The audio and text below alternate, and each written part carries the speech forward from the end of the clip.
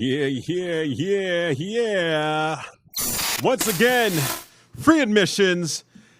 This is Gym Crashers. I called it, on my post, I said Gym Crashers After Dark, because kind of went with that. It kind of sounds cool, because I know. it's, back east, it is dark. It's people are probably, getting ready to either go to bed or getting ready to go to work tomorrow morning. Where people here in good old Southern California, we're still up, the sun's up, guns out, buns out, we make it happen. I know. So These how you good doing? sunny beaches we got going on, especially moving into these summer months. Yeah. Some of my favorite time, especially within the martial arts world, I would say, Joey, and our lovely little SoCal, kind of little, I would say, little hub of these great martial arts and great martial arts events, especially with COVID releasing and events even coming back, Joey. A lot of events are coming back, from mixed martial arts to a lot of I have a lot of friends in the local scene that are doing a lot of the independent wrestling groups are coming out.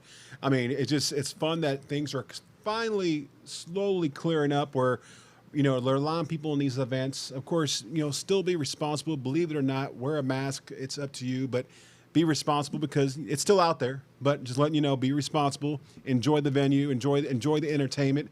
Enjoy the fights. So forth and so on. You know what I mean? I'm not too involved within the wrestling world, Joey. Why don't you tell me about some of the events we got or that are coming up, especially some of the local ones? Well, local ones. I know we have, after this podcast show later on tonight, you got the Royal Ramble. I believe they have an event on, June 5th. I believe the Triple Nickel, just down the street from here, off of Beach Boulevard. And, of course, there's another event going down in Laguna Hills, down where, kind of like where we live, in that area. Yeah. And I was surprised to see that on a posting. I was like, wait, wrestling in that area? Like, wow. Because you figure in those areas are very, hoity-toity. Yeah. But it's more in my world of golf, to be honest. That's the most popular thing. And golf, honestly, surfing, wrestling. and where this venue is at, it's like right next to Leisure World. So I can imagine some of those old folks will probably wheel their way across the street or in their golf carts to watch some good old wrestling. But, honestly, events are happening. Things are going great. But how you been, Adam? How's the world been treating you yourself? Well, the world's been treating me good, I would say. I've been doing a lot of personal growth, I would say, especially within just my own life and own social life. And then on top of it, too, within my own professional life, I would say, picking up a job now at the maintenance guy as a country club. Yeah. Having fun with that, learning new skills, learning blue collar work, especially something to help me and the mentalities that I'm learning. And on top of it too, just exploring other new skills. Now when you talk about blue collar work, are you like at the golf course? Are you like with my peoples on the grass and I am learning some indeed. Spanish and everything else indeed. and hearing all the whistling? Of course. How do you think they get my attention? Like, hey, come over here, white boy. Go over here. This tee box. Not there. All right. I'll come here. All right. I got you, Javier. Yeah, and that's funny because honestly, when you actually get your hands dirty and actually do some hard labor work, it really puts a lot of thought in your head, especially when you realize like this is some hard stuff, man, going on. No, definitely. Like one of the most interesting parts about my job, and just one of the things that I think a lot of people don't think about, and one of the things that actually, example of martial arts, something we're all about here, especially the Gym Crashers, and the mentalities we learned there and how it's helped me. I didn't realize, as an 18-year-old kid who grew up, down at Sub Fighter, who spent all basically his free time in those years, especially those first years in college, basically in a gym as a gym rat. I didn't realize all the mentality that I was learning I could take and apply to life and make me a more successful and disciplined person. When I got to my job, one of the interesting things that I thought about when I was there, especially just as an OC kid, as a good, well-spoken, English-speaking kid, who's looks white and all that, and has that kind of look, and like I said, just, has that look. A little more to me than meets the eye, I would say. Not your atypical OC kid, but I have that look and that personality. And so a lot of them, they actually, especially with kids like me in this type of job, they usually quit after the first week just because of how physically intensive it is and how hard it is to wake up at 4 a.m. every day and get to work and be out there and be in the elements, be in nature, landscaping, working hard, having expectations, having, on top of it too, like pressures at work. That's the most interesting part is like, there's not a lot of direction I'm given at my job, I would say I have to do a lot of problem solving and a lot of thinking, even though I'm the lowest guy on the totem pole. Yeah. I do basically all the bitch work, I would say. Like, And that's what it comes down to, especially like if you work amongst a lot of like folks like my skin tone, you could say, and being Or Latino, your Hispanic, background, yeah. you kind of learn the ropes by teaching yourself instead of like you said, there's no, like you said before, there's no guidance. But once you know what you're doing, you just pick up that shovel, that broom, whatever, and there's no need to ask because you just straight to your job and start working. Like, yeah. And you're right. Start I my mean, day like with just grabbing a blower. Literally, my boss just tells me, like, I'm grabbing. He's just like, hey, it's all right. Like, or he just goes on and moves in, and he tells everybody with their complicated task and how he wants them to do it. He just goes, Adam, grab the blower, do this and do that. Get going. I'm like, thanks, boss. All right. I mean, honestly, because between Adam and I, we do share a ride home together, and we do talk about this, and we talk about it like especially in the area where he's from, and I hate using the word trust fund babies, but you have a lot of kids that are either privileged baby kids that are not used to this hard work, not used to doing the dirt and getting the sweat, blood, and tears, and once, like you said, some kid would get a job like you have out there, and they'll probably last for 2 or 3 days and they quit. And it's great that you're showing dedication, because I think by you having that background in your martial arts, this is like nothing to you. It should be so easy. Like in comparison, as tough as it is, yes, there's moments like I've come home from work, especially like currently I'm still rehabbing a neck injury. I'm not going to go into details of it. I'm still kind of recovering, but it's nothing long term, luckily. Was it a hickey or something? You're out here being a pretty boy, you're going to catch something, you're going to, some girls really want to pull on your neck and pull you really in for a kiss, and you go in too quick, and, it happens, especially when you're a guy who knows your own value, Joey. Yeah, I have no neck, so I have, I'm actually getting one after I'm losing the weight, so it's there, it's coming. I got this good old giraffe neck I got going on. You're like that, what's his name? 6'2", long-necked. You're like long neck from that TikTok guy, that kid with the long neck. Oh, yeah, like that guy. Or I'm like that dude, that one like ex-con who's just all like. Oh, the one with the. That's funny, but it's funny you mentioned that, because where you mentioned about how you're using that skill, and it kind of goes with your mixed martial arts. When I used to work construction with my grandpa in asphalt, for so many years. I mean, I believe it or not, I worked in asphalt when I was probably, I say, elementary to junior high, high school, and college during this weekend times and summer times. And when you get to learn how to use that shovel, use a sledgehammer, all those movements that you use by working is the same movements you use when you're throwing a punch. Completely. And that's why I tell folks, when I see folks hitting tires with a sledgehammer, I'm like, that's new now? I used to do that when I used to break asphalt. My grandpa used to mark the ground and say, here's a sledgehammer, start pounding away. Start pounding away. And then when you do that, you're actually learn how to use your fist. Same with the shoveling. Same with everything you do in work.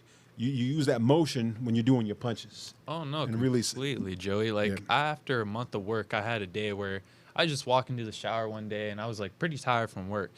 And like with anything in life that's difficult or a challenge, or, like I said, for me, when I wanted to pursue, like, trying to be a fighter and all that stuff, like, it was one of the hardest things I've ever done. And even still now, like, I still enjoy training. I still enjoy training at a high level, but I'm, obviously realizing my talents and all my other skills and all the other avenues I can pursue in life. But one of the things that's a commonality in all of those in any physical pursuit is, dealing with those moments after. And then on top of it too, those physical, like, the physical work that comes with a lot of these pursuits. Mm-hmm. And so one of the amazing things is how you get to watch your body evolve through this, like, work. Mm-hmm. So one of the things, like, for me, I was out of shape. I was coming off a neck injury, but even though I was still had all this, musculature, and I had, like, all this athleticism I've built up since the age of 18 through working out and through training martial arts, that was still there. It was kind of hidden a little bit.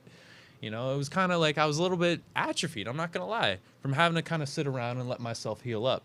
But I'm glad I did, because the one thing I did need to kind of, like, get me back, like, to where I'm getting back to 100%, and I'm hopefully going to be cleared soon and getting back to training and back to my normal routine in life, was was the exact, was basically, I needed more calisthenic work. I needed to be more functional in my body and in my movements. And one of the things that Blue Collar Works provides is that functional strength. Yeah. And specifically, like for me, where I have to carry a blower on my back with two broken straps, to where I have 22 pounds of like that blower right here holding me on here. But what was interesting that I found through the work of like where it was like this area is what I needed to be strength to kind of rehab some of the stuff. It basically worked. I'm getting my rehab work through my work. Okay. Through strengthening these muscles, I noticed all that, like the things I would struggle with like having a weak neck and trying to wrestle and trying to do all these things, trying to box, like where I'd struggled before, it was now getting stronger. And now, like, even now, I used to not be able to look at like to the left or to the right without being in pain much. No. Now, like through the work and through my body getting used to it, my body getting used to this manual labor, I can even just full motion, no pain, full strengths coming back, like more and more. Just, it's great. I think every young man really should, like, honestly do manual labor just for your own health. And it's true. I mean, a lot of people should experience that out there. Go out there, either find some community work, maybe do some charity work where they're digging up things and maybe help out. And that would, honestly, a lot of people out in the fight game right now, that would help out big time. Because I know you mentioned about a blower. Is it a new blower or an old blower? I mean, I know blowers are kind of like, I know the ones I used to use back in the day they were old, but they were very expensive because those blowers did their thing and they did a great job blowing. It's a newer blower. It's a newer like backpack blower that I got to wear for about like, I'd say like, basically I had to wear it through 18, basically 18 greens and 3 practice greens. And so that's about 4 hours of like carrying 22 pounds on my back. And that's through walking up and down like on little grassy hills. Yeah. And so I'm basically rucking for 4 hours. But what I didn't realize is how much that works your core strength. And then on top of it too, with everything I'm doing, I'm shoveling, I'm raking, I'm doing all these different things. And like you said, it really activates all the muscles that I needed for martial arts. I needed for, to get better, like within parts of my game. Even when I was shadow boxing, I noticed like I've been trying to kind of like I said, just get my body back to get back into training and kind of really like just see my own potential, and a lot of more things, along with training, not just training. Obviously, we love to talk fitness here, but we also got to push our minds and got to push ourselves like spiritually and creatively. And one of the things that I love through my work and everything I'm doing, and on top of it, even just here, is like how when you take your discipline and it enhances through everything. Mm-hmm. Like I'd never thought like through working a job I'd get like the strength that I finally needed to finally kind of rehab and get through this little neck injury. Yeah. But I noticed even through my shadow boxing, like you said, my punches are getting stronger. My uppercuts are getting stronger. Everything when I would have like little kinks here and there, like of little odd things just through my build, like are kind of going away or even improved through like these kind of strength gains. And you'd be surprised, honestly, folks, your daily routines you use at home by pushing a broom, by doing anything that's physical at home, take that into a training facility, but use that same movement while you're hitting the bag, and you'll be surprised of how much harder and the technique you're using from either pushing a broom, shoveling, sledgehammering, and then you use that same technique at a boxing gym or MMA gym, wherever you train. But use that, and honestly, you'll feel it, and you'll see the big difference of the power of your punches and everything else. But once again, I want to give a shout out to some of our fans that are watching right now. We got Mindy Hinojosa, love you girl, Adam Woods, Vanessa K, Arturo, Maria Rios, what's up girl, how you doing? And Rachel Stanley. We got a lot of people viewing our show right now. Keep them coming. If you have any questions, feel free to text it on here. But speaking about training, I hope that YouTuber we're talking about, like we talked about a couple of weeks ago, is training his ass off to go against Mayweather. Oh, Logan Paul versus Floyd Mayweather. Are we getting into this now, Joey? I just, honestly, and I mean, I can say this now because this is what we do. This is Adam the Bull right now. This is Adam Bull right now as we speak. Logan Paul, great. Honestly, you're fighting all these dudes that are just doing their thing, and you're beating them because a lot of these guys never probably ever fought, or maybe some of these guys did fight in the background, but they're out of, back in the day, but they're out of shape. Mm-hmm. But you're going against a man that he's undefeated. He's still fast for his age. He's gonna do a lot of rope and dope, and he's gonna be ducking and moving, but he's gonna wait for that spot to boom. And I think Logan Paul, what he's gonna try to do, I think he's gonna try to go in and start just pounding away, and I think he's gonna get himself tired. I really do think so. And one of the things that I find fascinating about this matchup that, everybody's kind of talking about and is the big factor is the 50-pound weight difference. A lot of boxing casuals, or not even boxing casuals, just random people who are fan of YouTubers. And one of the things that I really love about all these social media stars coming into boxing is the fact that I get to have combat sports conversations with normal people now. Because normal people, boxing hasn't been cool for a long time. Let's be honest here. Unless you're talking to somebody that's a boxing fan. Unless you're talking to a boxing head or a combat sports fan, boxing is not in your mainstream conversation. Boxing is not happening around the water cooler. Boxing talk and talk of boxers was not in the normal people's lexicon. No. Now, with just how popular it's becoming again, through the rise of social media and through the rise of even these social media stars, and on top of it too, through the rise of like social media stars in boxing, and boxers who are becoming social media stars, it's becoming talked about again. And I really do think when the business of boxing is doing well, it's just good for combat sports in general. Yeah, because it's a simple sport to understand. It's when you look at two guys, punches. It's two guys punching each other, trying to knock each other out or win by decision. Simple, like not hard to understand. No weird rules. When you get into the chess of boxing, when you get into the strategy, the X's and O's, then obviously it's a more complicated sport, and it opens up a lot more. And there's a hell of a lot more to it, as we both know, as two guys who've trained boxing, who are big fans of boxing, who both really enjoy the fundamentals of it. Like, it's not as simple as just 1, 2 left hook. If it was, there'd be a lot more millionaires out there. Of course. But one of the things that's fascinating when you talk to people is how they don't realize the 50-pound weight advantage is not that much of an advantage. It actually, if anything, is more of a disadvantage. Of course. Because most people don't realize. For a style like Floyd Mayweather, the one thing that you need above all, especially in my opinion, from what I've seen of every fighter, and you look at all of his fights, even going back to Pretty Boy Floyd before Money Mayweather, when he was still knocking dudes out, going hand to hand with Arturo Gatti, y'all must have forgot for real. Like that's what I'm is shocking my hand is how nobody's talking about we're gonna forget that Floyd was a knockout artist at one point. All we're gonna remember is the fact that he was going against some of the best boxers in the world, not letting them land one strike, and so he changed his style. But because now he's going against basically a 200-pound jock, who's a decent boxer, does the work. I'm not gonna say he's not talented. Obviously, he's a good boxer. He does the work. He puts in time in the gym, spars real guys. But he's not Miguel Cotto. No, he's not Arturo Gatti. No, he's not. He's not Sugar Shane Mosley. He's not who else is on Floyd Mayweather's resume? Jeez. He's not. The Pacquiao. Pacquiao. You got your Pacquiaos, right? Your De La Hoyas, Chavez. Your Canelo Alvarez's, Roberto your Duran. Lomachenko's. We can name them. We can go forever and listen to these names. And how many people who hasn't Floyd fought? Yeah. And not a single. Except maybe Sugar Shane Mosley cracked them. Yeah. Not even dropped. I don't think Mayweather has been dropped once in the entirety of his career. Yeah, of course. So to take a 200-pound jock whose style is going to probably be to take his head off, whether he wants to or not, just because you're in there with Floyd Mayweather, you're going to get overexcited. I don't care who you are. I don't care how tough you are.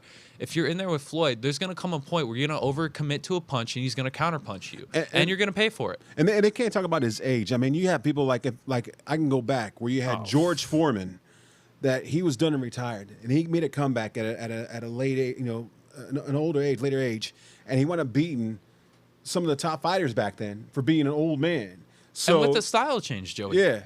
Counterpuncher. Like you said. He was a monster back in his day. Like George Foreman, he was just he was more than just the grill guy. He was a beast. He was a monster. you could still make the argument he's the greatest heavyweight of all time. Yeah, I mean, And it's not a hard one to make. It's No. pretty easily. His hands used to be the size of bowling balls. When he was knocking dudes out with bowling balls in them gloves. Like, I'm pretty sure that's what they had to check for. Yeah. They had to open up. I'm pretty sure to make sure there's no you know, bowling balls inside. legendary myth of George Foreman, actually. After one of his knockouts, they walked back there and they had to check his gloves if they had bowling balls for how much damage he's done to his opponents.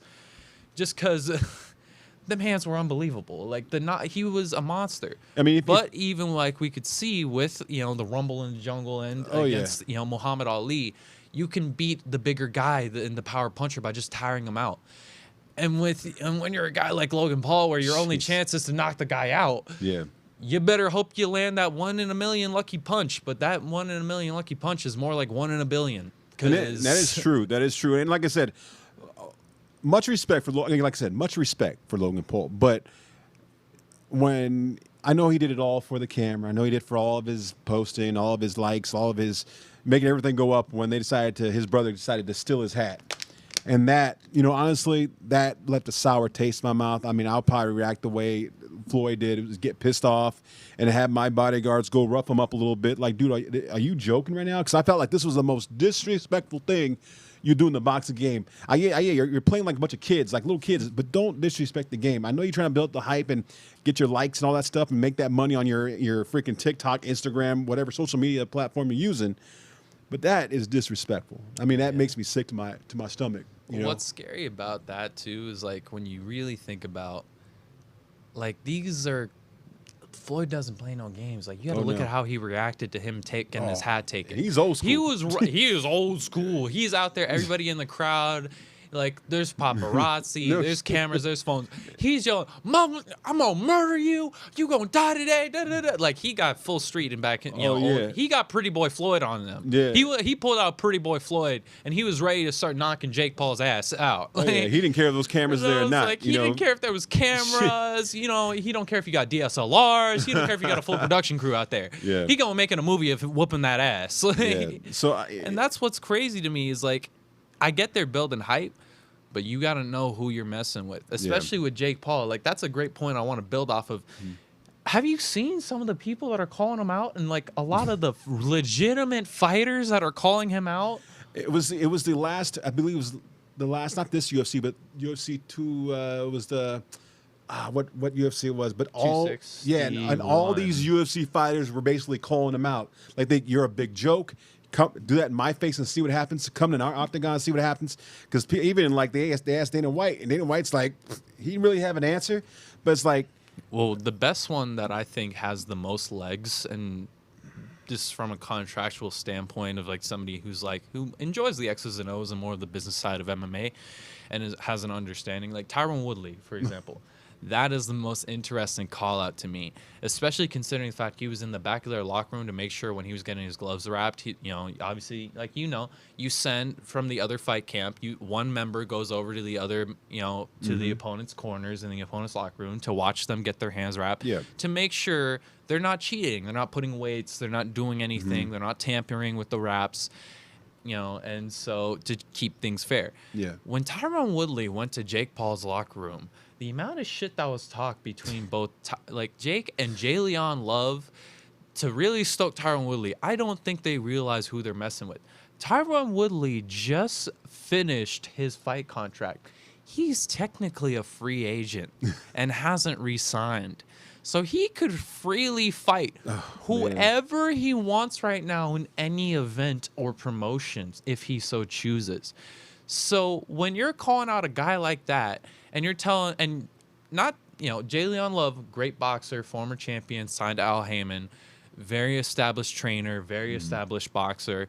I'm not saying, it wouldn't be competitive with Tyron Woodley. No. I'm not saying it wouldn't be a fun matchup, but also too, like, when your trainers kind of get into it, but then your trainer's student now is calling you out, and that's probably going to be the fight to come up. Be careful, because both of y'all were talking crap to a guy who's a very intense former world champion, former four-time, I want to say, All-American, and Division I champion in college wrestling. In my opinion, the hardest sport in all of the NCAA college wrestling. Because most people go through something like that, especially when you hear some of the stories. It's as intense as damn near some military boot camps.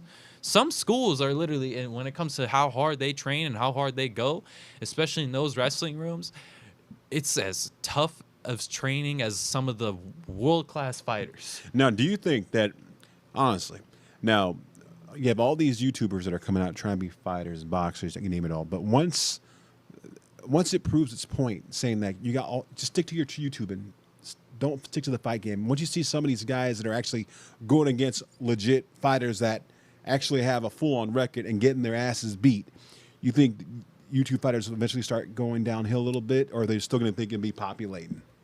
I think it's going to be like anything on YouTube, like we've seen with everything. It's a trend. Yeah. We've all seen trends. I'm an internet kid. I've grown up on the internet. I've loved all this stuff. Hey, this is what I spend in my free time. Like, I could have gone down and hung out with my friends like anybody else, other OC kid, to go chill and drink on the playing beach. Pod, spinners, Beyblades, all that stuff. Yeah, right. But like me, I enjoy this. This is my passion. This is what I enjoy. I love following all this stuff. Yeah. I love internet and all that stuff. There's been trends ever since I was even a kid. We had vlogging, we've had music videos, we've had rap battles, and that's how you see with YouTubers. Now, oddly enough, we're seeing combat sports and celebrity boxing. I think what you're gonna see is when we start to see YouTubers get injured. That's the thing that nobody's talking about with all of this. There's a dark side to combat sports that nobody ever wants to talk about. Nobody wants to talk about from brain damage when you're depressed. Nobody wants to talk about CTE. Nobody wants to talk about the injuries you occur. Hey, I'm a guy that's relatively uninjured. Yeah. I've been banged up just from my little bit of training. And it happens. And what none of these guys really are talking about, and what I think we're going to see, and what we're kind of even, I think, seeing honestly with Jake Paul, because if they're training how they are, it takes a toll on your mind, especially mentally, especially to be in that state all the time. You can't be a fighter, and you can't have all these things going. I've talked to my coach about this constantly, where especially about fighters like Sugar Sean O'Malley. To be a fighter, you have to almost, in the human evolutionary chain of wherever it's at, be devolved down a tick. Yeah. And you got to have somebody and basically be a wild rabbit dog, but also at the same time have a master to rein the leash in. That's what none of these guys realize. These are actors. And it's what they are. They're entertainers. They're putting on a show. Yes, some of them are athletic. Some of them have great athletic ability. Yeah. Hell, some of them won't even give into that. Maybe they can scrap a little bit. And it's true. And like what you're mentioning right now, it's everybody has watched this podcast for I don't know how many couple years I've been on this podcast. Already knows my history. I was everybody's sparring partner. I used to go out and guys used to call me up, coaches, hey, Joey, I got so-and-so fighting. I need you to spar with this guy. And, of course, I never wore headgear. But, yeah, I've been hit in the head a lot and been rocked, but never knocked out. But still, it's just that, you when you get older, you're eventually feeling everything a little bit. You're losing memory a little bit. You're maybe stuttering here and there. You probably forget a lot of stuff, and you probably go through some little issues that you get a little angry and all that stuff. But, yeah, these YouTube fighters that you said, like you mentioned, I hope you're ready for the outcome towards the end of your career, because you're going to be dealing with a lot of memory loss, a lot of anger issues to the point where you might do something to yourself or somebody. Mm-hmm. A lot of therapy, which they'll probably go to him because he'll be the greatest therapist to go to when he gets his degree in voiceovers therapy, whatever he's trying to do in life, because he's still a young buck and that's what he's doing now. Many pursuits, many pursuits. And the fact that all you YouTubers, all you kids out there that are watching this, or this is going to probably this is going to rebroadcast on our Gym Crashers website, or if you want to go on YouTube again and watch this over again, please study. You want to go out there and give it hell, kick some ass. You want to make a name for yourself, but really watch yourself out there too, because the head trauma is real. I mean, I know a lot of friends in the fight game that I don't want to mention any names because I don't want to throw them under the bus, but it's sad when you approach them and you talk to them and they're just like, whoa, like, I used to know you 10, 20 years ago, and now you're just like, oh my God. Like, I say it to myself, but like when they start talking back, I'm just like, wow. it's like, man, God bless you, bro. You know? Yeah, well, I'll give you an even more modern example. Just like when I'm hanging around with my team and some of the guys at Subfight or even certain training partners and some of the guys that I've gotten to be around, you start to notice in comparison to normal people, those little things that they forget. Like you pick up on those little things of like, oh, there's a toll to what we're doing, and there is definitely a price to pay for all of this. And that's what a lot of these YouTubers and these social media stars don't understand. No. You know, it's fun and games, you know, it's like, and it's all cool and all the memes and stuff is all great till you're the one out there laying on the canvas and you got to take it on the chin. And yeah, everybody's making those comments, but nobody sees the moments of when you're in the back after a loss or after, you know, a pain, and they're sitting there and you just got knocked the hell out and you don't even know what the hell is going on and what day it is. And your family's sitting there and they're holding on to you and they have to like see you struggle with these pains and what just happened to you. And on top of it too, they got to be there to watch the crash, the fall, the knockout. That's what nobody's talking about. Like the fact that these are normal young kids with families that are probably wanting to look out for them, and they're being like, what the hell are you doing this for? Why are you getting into this? Why are you doing this? Like, you have other avenues to make money, and you could do so much just to entertain some people. But also, like me, you know, I'm a guy with the screw loose who enjoys, you know, who enjoys a good spar or two every once in a while. Like, we all enjoy it, but you also got to know with yourself, like, it's not a game you can be half in and half out on. You got to be all hands in, you know? You got to be all hands in. It's like, if you're going to pursue fighting, you got to make sure everything else in your life is cleared out. Like, you know, like I said, even now, I have training partners that have other pursuits along with it. It's like, and it's and I talked to them about it. It's a hard balance, you know. It's like one of the things that I've had multiple times when I've been training or in school, and I'm like, and I have to make the decision at times of like, which one do I want to like pursue today? Which one do I want to fucking make a priority today? Yeah.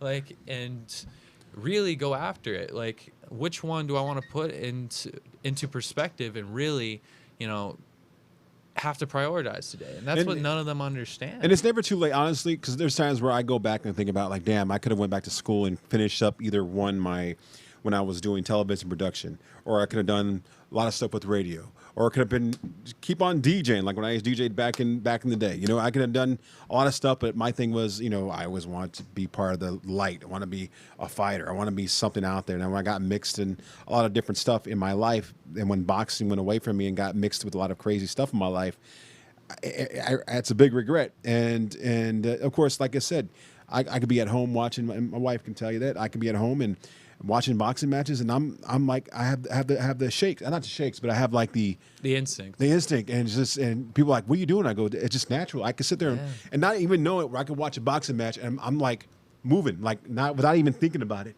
And like people are you okay? I go, no, it just comes natural, I guess. You know what I mean? So, but yeah. Well, like, I mean, even an example, like, you know, and even I'm sure Robert can attest, whenever we're at a jiu-jitsu event, like, you guys can obviously see it, I get giddy like a kid. And I start talking like all these jiu-jitsu, and I want to talk to everybody about their games and everything, and I want to do everything, and like, even just, you know, even though I may not be in the shape to roll, I want to roll so bad and like do all this stuff. Like, but when you know it's meant for you, you know it's in your blood, you know it's your passion and you enjoy it, none of that really goes away. None of those instincts go away. Even when I interact with normal people in everyday life, like, you know, there's guys like that, you know, like in my generation, hey, like, and I'll be the first to admit it, guys who are my age in our generation, especially the era we grew up in, we all grew up soft, very, very privileged and soft. Like, so when they want to like basically like handle problems, kind of like not as in the way that I want to, where it's like, hey, let's talk everything out and blah, blah, blah, blah, blah, like be all in our feelings. I'm like, dude, let's just glove up and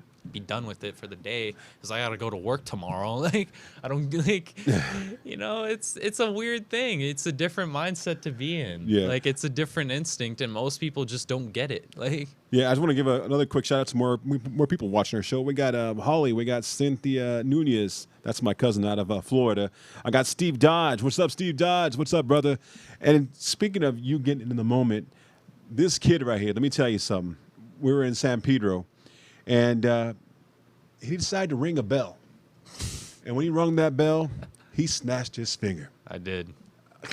I was sitting across. Now, picture this, folks. Picture, you're at this full event. There's a full-on mat. Guys are giving it hell right now, just trying to get, locks, Oh, that's not submit. even the best part. How about when I knocked over the bell? Well, let me two incidents. So one time I'm sitting there, and I guess they have a time. They have the times going down. He's keeping track. Once it was time, he rang the bell. The bell falls on the ground, makes a big old gong noise. I'm like, what the hell? That shit was crazy. Second time it happened, I don't think he was paying attention where his finger was at, but he decided to ring the bell. Yep, it was like in the bell bottom, right under the bell. And it just basically, I was like, went to ring it, right?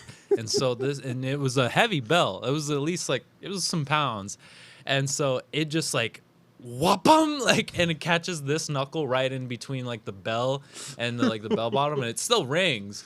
But you just hear my finger get and I was just like, oh, I just hurt my knuckle. And I just look at it start swelling. And I box, I do manual labor, so I can barely feel my hands half the time anyway.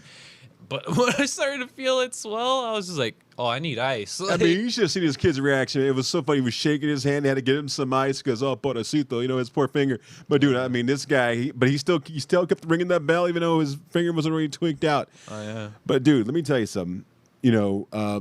Speaking of ringing the bell, we were talking earlier before the show started. There was a boxing match that just got kind of let go. Oh, the unfortunate thing, another thing in the rumor mill of fun, just exciting boxing matches. Like I said, boxing has just been an exciting world to pay attention to across all promotions because there's been some wacky matchups, some fun times, hilarious storylines, and potential fallouts of matchouts I never thought I'd see, specifically one of GSP versus Oscar De La Hoya, which recently unfortunately fell out due to contract negotiations and issues with the UFC, I believe, and George still being under contract. What most people don't realize, yes, actually, one of the interesting things about the UFC that most people don't realize, you can be a fighter under a contract. Let's say I signed a 5-fight deal, right? A guy like a perfect example, like Brendan Schaub, for example. He's still out there. He's technically still under contract, even though he's been retired for over probably a decade now. If he wanted to come back, the only people he could fight for is the UFC. Miesha Tate, for example, she was still under contract. Actually, even a better example, a fighter who's actually coming back to fight. She's still technically under the UFC. So when we first heard rumblings of Miesha Tate coming back, we thought it was going to be under ONE FC. But because she's still technically under contract, the UFC owns a fighter's rights. Yeah.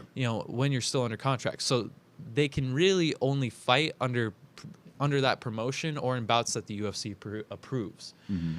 And so by the fact that GSP still has, I believe, a 1 or 2 fight contract or something, or still just some contractual obligation with his fighting rights still under the UFC. Yeah. He was unfortunately not able to fight Oscar De La Hoya.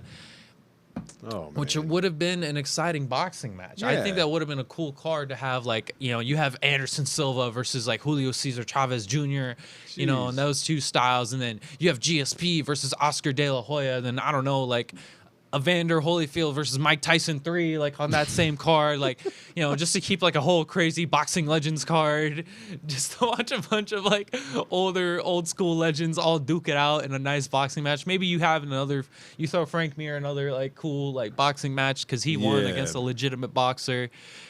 I don't know. I mean, next thing you'll probably see Brock Lesnar come out and fight Mike Tyson. That would be cool. That would be so cool. I don't know. Brock Lesnar versus I don't know. Butterbean. Butterbean. There you go. That would be perfect. That would be so great. I would love that, Joey, actually. Dude, that'd be a good match. I mean, that really would. Butterbean versus Brock Lesnar. Yeah. That'd be a big muscle ape and a big old Butterbean. Bob Sapp. Or Bob, actually, no, not a recent Bob Sapp. He kind of takes too many dives in his recent bouts. But I mean, when you mentioned about the Mike Tyson and Holyfield, I mean, I've of course watched Tyson train at his age now, phenomenal. I watch Holyfield training. He's still in good shape. He's still in good shape. You got Lennox Lewis. He's still in shape, but he Lennox needs to lose some weight. About it. Lennox is really really close. Yeah. The Lennox deal. That's he's really considering it, and it's I hope he does a lot of training because Lennox Lewis does have a Charles Barkley body right now. I don't know about that. Like He's- Russell Peters came on Joe Rogan's podcast, and they were all talking about recently how good Lennox is looking. Lennox, I don't know. Like, and on top of it too, the thing about Lennox that I feel like is really underrated amongst all these boxing legends, and you're seeing this Legends League, and it's just amazing to see all these like old school boxers finally like get paid. Yeah, you're not seeing them in their prime, but these are bouts they're getting paid really nice for. Yeah, and of course. it's great to see like guys who deserve it get paid what they're worth. But with Lennox, the one thing I think is underrated, like especially the X factor he'll have amongst all these other legends coming out of retirement wanting to compete in this Legends League, his mind's still all there. Yeah. His mind's sharp as a tack. He plays chess all the time. And on top of it, too, he's a boxing encyclopedia. And he still kind of has a little bit of motivation, I think, still left in there. Still kind of some unleft things on the table would be like, I can beat Mike again. Like, I can beat Mike. Like, We'll see what happens. You know, I mean, I've always loved Mike, man. You know, Mike's been my dude, and oh, man, you gotta. you gotta love Mike. I mean, even through all of his crazy issues, I always still looked up to Mike as a young kid, training to all these old fighters from like, Jack Dempsey, Rocky Marciano, Joe Louis, Larry Holmes, Ken Norton Sr. I mean, I can go all day, and that's what got me into boxing as a kid until. Yeah, still a big fan now. And watching some of these I can't say old timers, but legends coming back to prove their point, I love it. And it's bringing big numbers to the fight game again, especially for boxing. No. Like I said, when boxing's doing well, the whole of combat sports is doing well. Now, anything, I know you're the man of the encyclopedia of anything in UFC. What's happening? Any huge fights coming up? Well, Joey, let me bust out my laptop here on the good old Google Docs. Google Docs. Actually, we're gonna go with the phone on this one because I realize we're not connected to the Wi-Fi, and but we're gonna go hop on my good old little Google Docs here And folks, bring up this exciting UFC fight night of Cody Garbrandt versus Rob Font coming up. And folks, please subscribe to our channel here at Free Admissions. Gym Crashes is over. You can watch us. Adam and the Bull coming up soon with our own program. It's going to be happening. It's going to be crazy. We're going to have a lot of cool guests on our show from everywhere from boxers, people in the fight world that are just different characters but are still involved in the fight game. And you'll be surprised. Like I mentioned earlier before our show started, we have a lot of wrestlers that are in the indie scene right now that are wrestling that you see on WWE or AEW, but a lot of them are actually MMA fighters. And you'll be surprised that a lot of these fighters out there that are actually wrestling on these programs that are actually have a background in MMA. So in the future, we're going to probably have those guests here in our show and some crazy guests that have been fighting for a while. We're going to have it's going to be fun. Yes, just 1 second, Joey, while I bring up these good old betting lines. Oh, you got betting lines on here too, huh? Of course. You gonna make people Always, some always. money. That's what we try to do here. That's what we try to do here at Gym Crashers. We like to, along with giving you the news, I try to help our great viewers because it's been a tough time. There's been some pandemics. Yes. We're going through a lot financially, not just, as a country, but just as a people. Now, this is going to be a fan base fight too, right? Like there's going to be, of course, fans in the stands on this one too. Oh, of course. This has been a great card. We're having fans back. It's been really. Oh, no fans in this one? Oh, wait, for the fight nights. Yes, you are correct. Oh, okay. Correction, Robert, our producer. Apex is no fans. Anything with Apex, there's no fans. But for anything in Florida, or I believe the UFC pay-per-view cards, they are having fans. But for the fight nights, we keep it Kumite style. Kumite. I've been liking, though. I do like the UFC Fight Night Apex. I'm doing the Kumite dance. You can't see it's me, but been I'm doing great. what's his name? What's his name? The Chung Li? Oh, Chung Li. I destroy you. All right. We got, to kick off the card, coming in at a -155 favorite, we got Jack Hermansen facing off against Edmund Shabazian. Robert, if you want to move it down a little bit for me, because this is a big old little fight night card. I really like this main card. Like, there's not too many main cards that kick off with such a high-level matchup, especially one that really, honestly, really affects the rankings within the middleweight division. Edmund Shabazian coming in at the -130 underdog is coming off that Derek Brunson loss. Yeah. And especially where he kind of got a little bit of exposed in terms of some of his weaknesses. One of the things that Edmund Shabazian struggles with that I could kind of see within that Derek Brunson fight, for as talented as he is and for as young as he is, he doesn't have like a lot of MMA experience, I would say, in terms of the UFC experience with these top level guys. You could kind of see when he got pressured a little bit, there was a little bit of panic wrestling. There was a little bit of relying on certain instinctual skills. And there was a lot of moments within that Derek Brunson fight where he was honestly uncomfortable. And you could see Edmund getting uncomfortable. And it's not that he has bad cardio per se, but he even gassed a little bit, which was something that was very surprising to me. Because Edmund Shabazian, especially for being a guy who, if he wasn't in the UFC right now, would be on the Olympic boxing team, has always had good cardio. And I know he has good cardio, just seeing some of the workouts that he's done. But you could kind of see with that Derek Brunson fight, the pressure kind of got to him, and you could see it really played a toll on his gas tank, especially when he was, when he was trying to panic wrestle, when he was trying to really slow the fight down, when he was trying to like get into his rhythm. He just couldn't get comfortable in that fight. And one of the things that I hope Jack Hermansen really capitalizes on is, making Edmund Shabazian uncomfortable. Yeah. Because when Shabazian plants his feet and he gets to a rhythm, this dude is on another level. He was, he was before that Derek Brunson loss. There was talks of him, fighting Izzy for the title, being on that next contender, being on that way to being that next big thing, that next big prospect. And I think he could still be that and still be one of the top prospects and even fight for a title someday. But how he handles this loss and how he handles that Derek Brunson loss and how he improves from that is going to be a big, big sign, I think, and really tell for the futures of his career. Jack Hermansen, although being a more well-rounded fighter, has great kickboxing and has really great wrestling and really tricky submission skills. I think Jack Hermansen is going to try and take this fight to the ground and really try to grind it out with Edmund and really kind of put some pressure on and really tax his gas tank. But I think, I've seen Hermansen get caught, and I don't think Shabazian is one of those guys you're going to want to let get comfortable.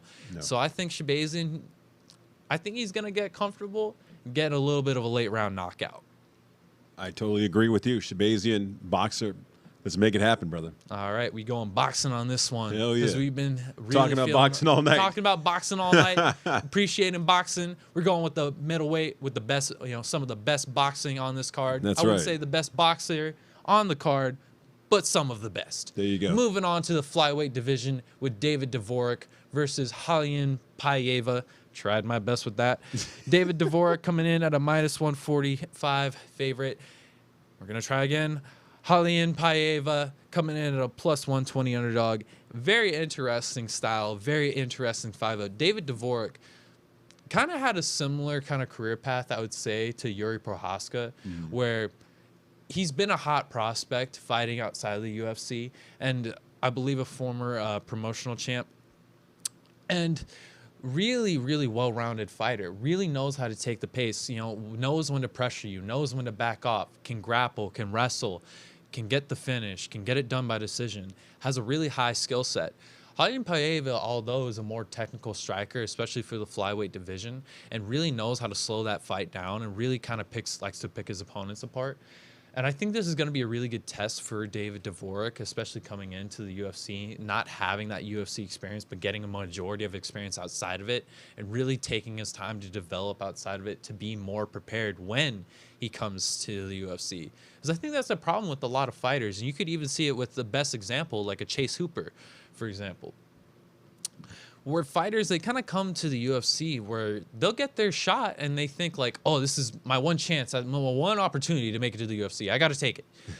But they don't have the experience to back that level of skill when you're fighting the best in the world. Yes. And a lot of guys, they want to be the young 21-year-old. They want to be the John Jones, the youngest champ. They want to be the Edmund Shabazians, for example. They want to be the who else? Was a guy that got kind of scooted along a little too quickly. A Darren Till at the start of his career, a 170 Darren Till. You could easily make the argument he kind of got pushed a little too quickly. But with, a guy like David Devorak who took that time, who's coming into the UFC, he's looked like a different type of beast. Yeah. He's already fighting some of the best.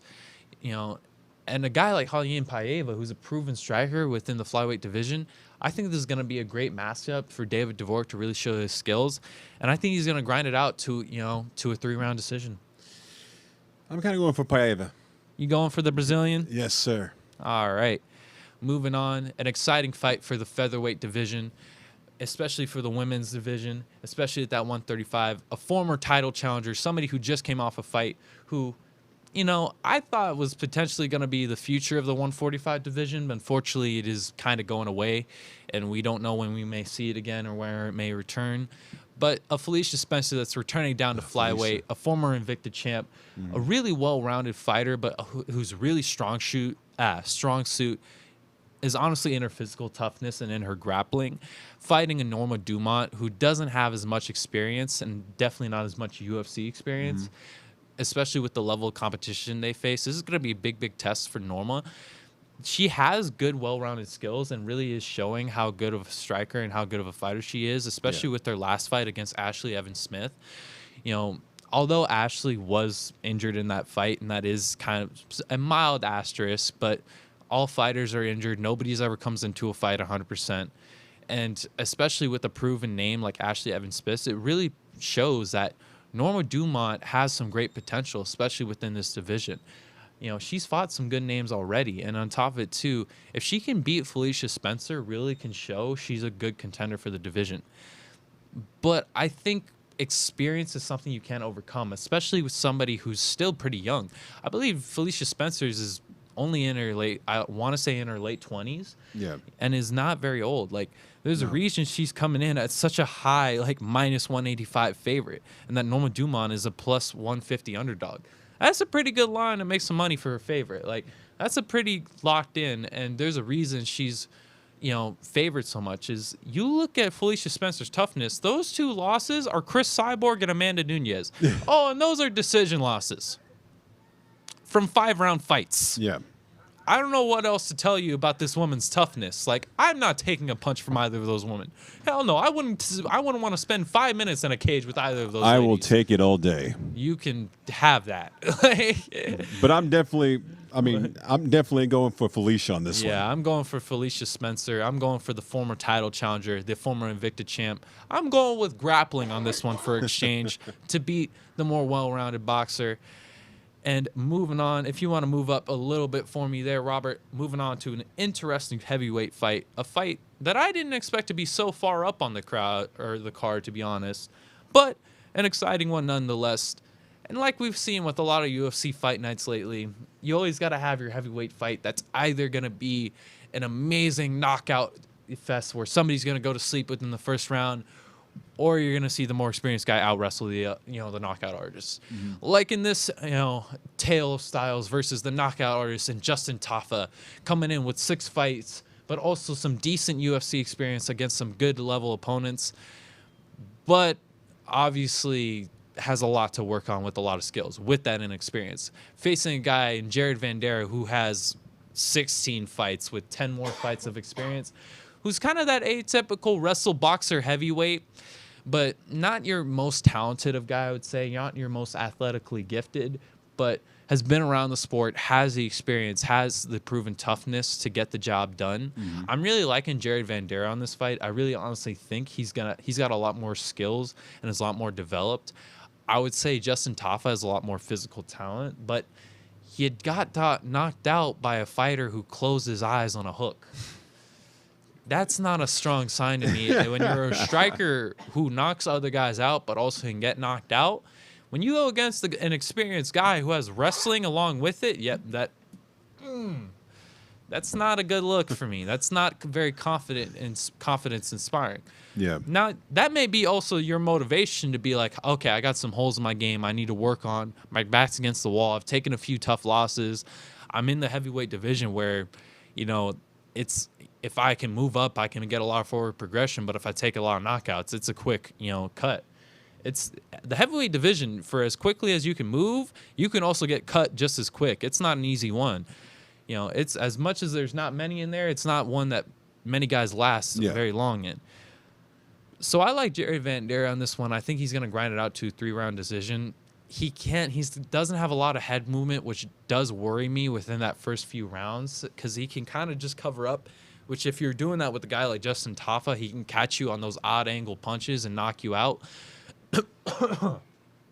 But I think Jared Van Der's experience is really going to come into the factor, and I really think his grappling is going to really outshine Justin Tafa's knockout power. I'm going against you. I'm going for Tafa. You're going for the Tafa. I think he's going to go for the knockout. You're going for the boxer and the striker. You know me already. Sticking with the boxing. All right. Moving on to an exciting co-main event. One that I really think is going to play really heavily into the rankings, and honestly, you could argue to be somewhat of a title eliminator. Xiao Nan versus Carla Esparza, friend of the show, Carla friend Esparza. of Our Life CBD. Yes. You know, someone who fights out of Team Oyama, a local legend here. This is an exciting fight. Carla Esparza, you know, she went through a little bit of a rough patch, you know, as like any fighter does, and any former champs, where you have some ups and downs, you win one, you lose one, but they're competitive fights, but they were close fights. And one of the things you could kind of see with Carla, one of the things we're always going to expect is her wrestling and her grappling. Some of the best in the division. She's always going to be looking to find that level changes, and she's always going to be looking to box in to get in close. The one thing that I do worry with this fight for her is that fact that Xiao Nan has faced some high-level competition already within that strawweight division. And on top of it, too, if there was a fight to beat Carla while at this point of the career, because Carla really has, I believe, amassed a nice little win streak here of, I want to say, 4 or 5 wins against some decent level of competition, against fighters who, after they fought her, went on and dominated their next fight. So, and she'll still, as a former champ, still kind of like at that, you know, I believe, I want to say she's 33, I believe, kind of in that middle stage of career, kind of nearing the end. I don't want to say the twilight, because who knows how people are feeling, but, you know, like kind of already accomplished, kind of looking for that second stage of career. You know, that's a tough thing when you've been a champ and when you've been kind of more of a pioneer of the division. What's there left to prove? Carla doesn't really have much to prove. We know she's good. We know she can stay competitive. We know her grappling some of the best. We know her wrestling some of the best in the division. But, you know, you have this young up-and-coming, like, hungry dog in Xiao Nan, you know, somebody who's already taken out some of the big names in the division, somebody who wants to prove there's more than just Wei Li Jiang to represent female Chinese MMA. You know, somebody who wants to make a name for themselves, not just as a contender, but as a future champ. This is a really exciting matchup, because this is, I think, a fight that both comes down to styles and motivation. You know, you have Carla Esparza still, you know, got that one last ride, got that one last chance to prove herself and prove why she belongs at the top division and earn that title shot. And you have Xiao Nan, the young up-and-comer, who's a well-rounded fighter with great grappling skills and can get it done on the feet, on the ground, against the cage, through the decision, and make it look pretty. I like this fight. I'm going to go with the young, up-and-coming hungry dog, just because I think she has a little bit more motivation than Carla Esparza. Like I said, when you've been to the top, it's hard to keep that motivation going. I'm not saying Carla, obviously proven, she still has the physical skills to get it done. But we're going to prove whose why is stronger in this fight. Wow. Carla. I'm going for Carla. You going with the Cookie Monster on this one? Going for Carla. Our Life CBD in the house. Our Life CBD. All right. And moving on to a very exciting main event. One I'm very excited for. Two guys coming in at an even 110, and even two guys with even similar skill sets, where their biggest strength, as we've been talking about it all night, Joey, boxing. That's right. Rob Font versus Cody Garbrandt, fighting in the bantamweight division. A very important fight for the bantamweight division, especially in terms of the rankings. Two guys who've been on the come up, who've just looked amazing in both their last fights. Cody Garbrandt, although it's been 11 months since we've seen him, you know, him dealing with COVID and the potential, you know, bicep injury that he's been dealing with, it's been a long time. We thought we were going to see the return. He had a little bit of delay in this return. He's still on this comeback. Don't you worry. Oh, I'm telling you, there's some big things coming for Cody Garbrandt in the 135 division. You know, honestly, potentially we could see this man fighting for another title, world title, soon within the next year.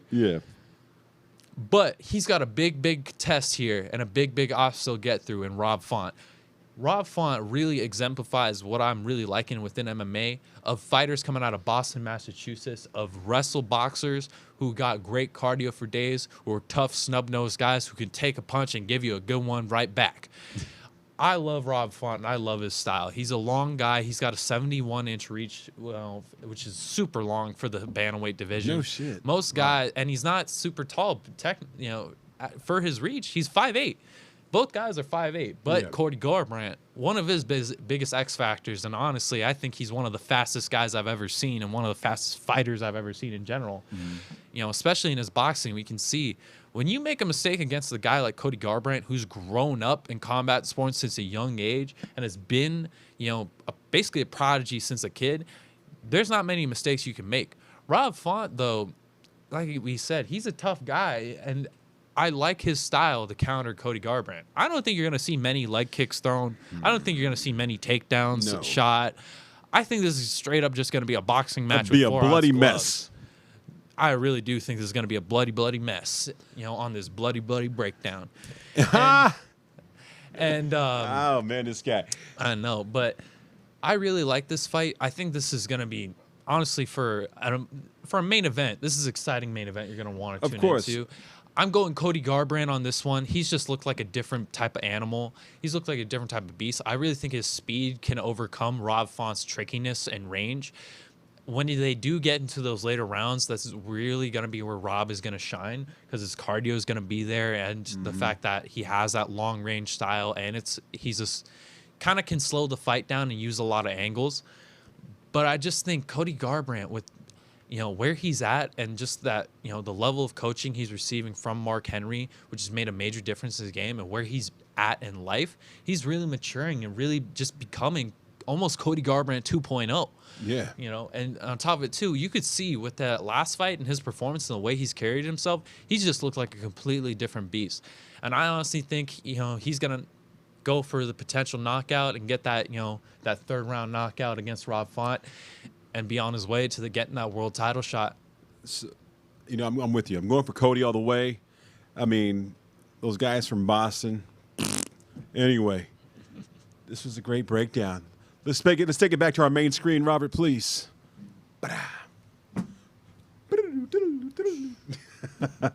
Anyway, dude, this has been a great show so far. We talked a lot of knowledge about YouTubes, to boxing, to MMA, to UFC. This new thing that we're having coming up in the near future with Adam and the Bull, it's going to be amazing. I mean, I got some kids downstairs I want to bring on the show, hopefully next week.